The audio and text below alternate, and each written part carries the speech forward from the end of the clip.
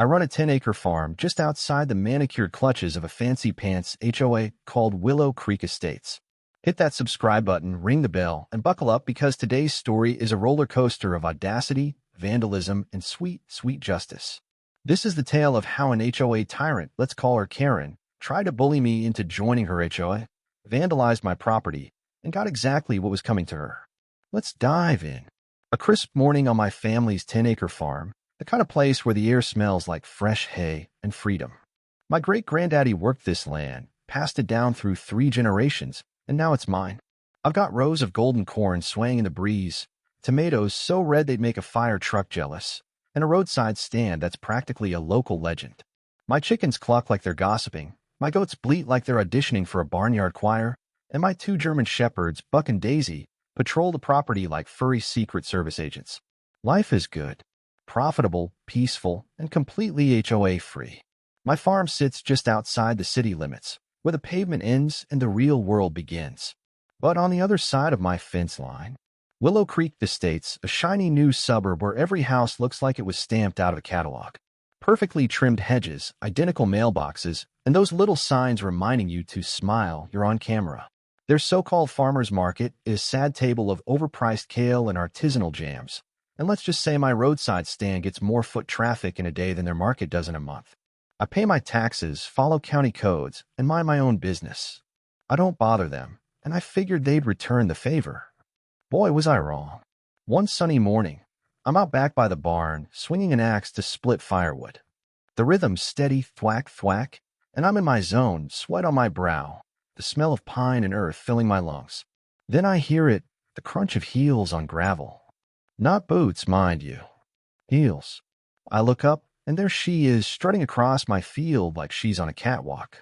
Bleached blonde hair teased to the heavens, a tan so orange she could double as a traffic cone, and a clipboard clutched like it's the Constitution. This, my friends, is Karen, the newly crowned president of the Willow Creek Estates HOA. Hi there, she chirps, her voice so sugary it could give you cavities. I'm Karen, president of the Willow Creek Estates Homeowners Association. We're so excited to welcome you as our newest member. I stop mid-swing, axe frozen in air. Member? Of what? I squint at her, half expecting her to say she's selling Girl Scout cookies. Lady, I think you're lost. This is my farm. I don't do HOAs. She blinks, unfazed, her Botoxed forehead refusing to wrinkle. Oh no, you're definitely within our jurisdiction. Your property falls in our expansion zone, so you'll need to register and pay dues. It's only fair. You get all the benefits: private security, community events, lawn regulation enforcement, access to our clubhouse gym. I can't help it. I laugh. Not a chuckle, but a full-on hands-on-knees, wheezing belly laugh that echoes across the field. My goats even pause to stare. Karen, I say, catching my breath, this farm was here before your cookie-cutter suburb was a twinkle in a developer's eye. I own this land outright. My cardio's plowing fields, my security's these 2 dogs. And if I want a community event, I'll fire up the grill and invite my actual neighbors. I'm not joining your HOA. Her smile tightens, like a snake coiling before it strikes. If you don't comply, we'll be forced to take action. Nobody freeloads in our community. I lean on my axe, staring her down. You can try, but you'll regret stepping foot on my land again.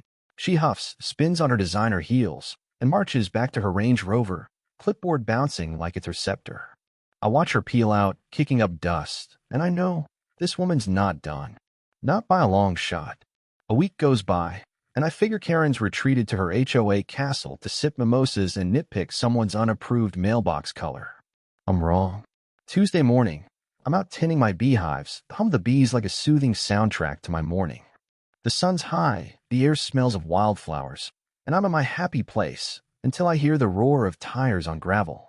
I turn, and there's Karen's SUV, skidding to a stop just outside my gate like she's auditioning for an action movie. She steps out, full war paint on, red lipstick, so bright it could stop traffic, oversized sunglasses perched like a crown. We got off on the wrong foot, she says, her voice dripping with fake sweetness. Let me explain what the HOA offers. Private security patrols, organized events, lawn regulation. I cut her off, wiping honey off my hands. Karen, I told you. I don't need your patrols. Buck and Daisy handle security. I don't want your events. In my lawn, it's a field. I grow food, not grass. She pushes her sunglasses up, undeterred. It's not optional. You're in our expansion zone. If you don't join, we'll begin proceedings to remove you. I freeze. Remove me? From my own land. She grins, all teeth, like a shark circling a lifeboat. Join us or move. I take a slow walk to the gate, lean on it, and lock eyes with her. Karen, you're about 3 inches from stepping into a lawsuit buffet. You think I'm packing up my great-granddaddy's land because you want to control what color I paint my scarecrow. Try me. I'm not threatening, she says, clearly threatening. I'm informing. You'll regret this. Then she hops in her SUV and peels out, leaving a cloud of dust and attitude in her wake. That night, something's off. I step outside to lock up the chicken coop, and the air feels wrong. My mailbox, a sturdy metal thing my dad built, is cracked open like someone took a crowbar to it. My trash bin, secured to the padlock to keep raccoons out, is tipped over, contents scattered like confetti. And there, flapping on my porch, is a flyer, cheaply printed, Comic Sans font screaming, "Join or leave. HOA standards matter." My pulse quickens. This isn't a disagreement anymore. This is war. Karen's thrown the first punch, and she thinks I'll back down. Oh, honey, you picked the wrong farmer. The next few days are too quiet, like the calm before a tornado. I know Karen's plotting something. She's not the type to slink away. I keep my eyes peeled, my security cameras rolling, and my dogs on high alert. Then, one evening, I'm feeding the goats when a sharp, chemical stench hits me. Paint fumes. I follow the smell, my boots crunching on the gravel, heart pounding. I round the corner of my barn, and there it is, sprayed in cherry red paint, dripping like blood in a horror flick. We don't want you. The letters are crooked, sloppy, like the work of someone who's never held a spray can before. My blood boils hotter than my tractor's engine in July. I check my cameras, and though the footage is grainy, I see it, a figure with Karen's unmistakable platinum wig, bobbing in the moonlight, wielding a spray can like it's Excalibur.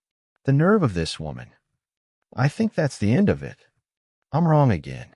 The next morning, I step outside to a full-on HOA circus camped out by my front gate.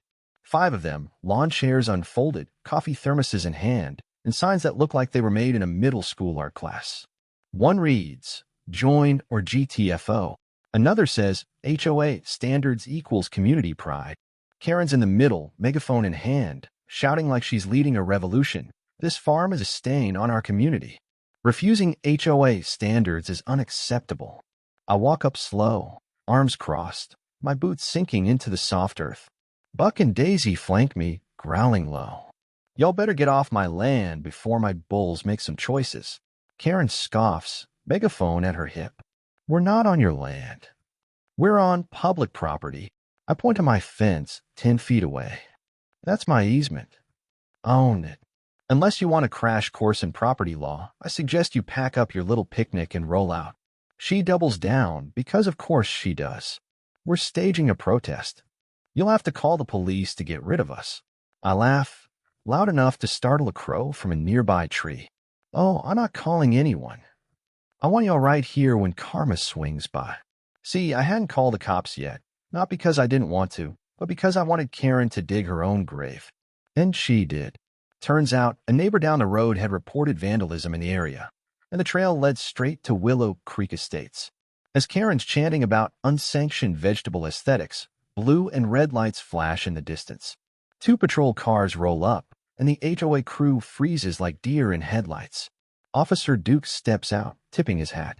"Morning, your name. We got a call about vandalism and trespassing." Know anything about that? I jerk a thumb at the HOA circus. These folks have been here since sunrise, harassing me.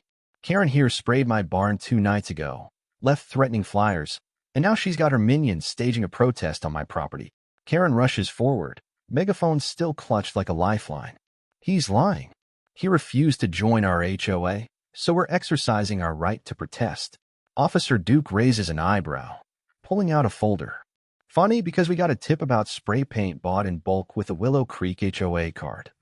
Security footage shows you tagging his barn, Karen. Her face pales, but she doubles down. That's not possible. It could have been anyone with white hair and excellent posture. Duke smirks. Then why's your thumb still stained red? Karen looks down, and there it is, a streak of cherry red paint under her acrylic nail, glowing like a guilty verdict. The HOA crew erupts into chaos. One guy trips over a sign trying to run. Another woman sobs about her immunity badge, and Karen screeches, "Don't you know who I am? I'm Willow Creek." "You're Willow Cuffed," Officer Duke says, snapping on the zip ties. I stand back, arms folded, watching the circus collapse. My cows moo in the background, like they're applauding. Even the goats look smug. As Karen's escorted to the cruiser, mascara streaking down her face, she turns one last time. "You'll regret this. This isn't over." I wave, grinning. "Hope the clubhouse has good lawyers, Karen." The HOA crew was charged with trespassing, vandalism, and harassment. Karen's reign as HOA queen ended in a courtroom, and last I heard, she's selling her Range Rover to cover legal fees. My farm? Still standing, prouder than ever.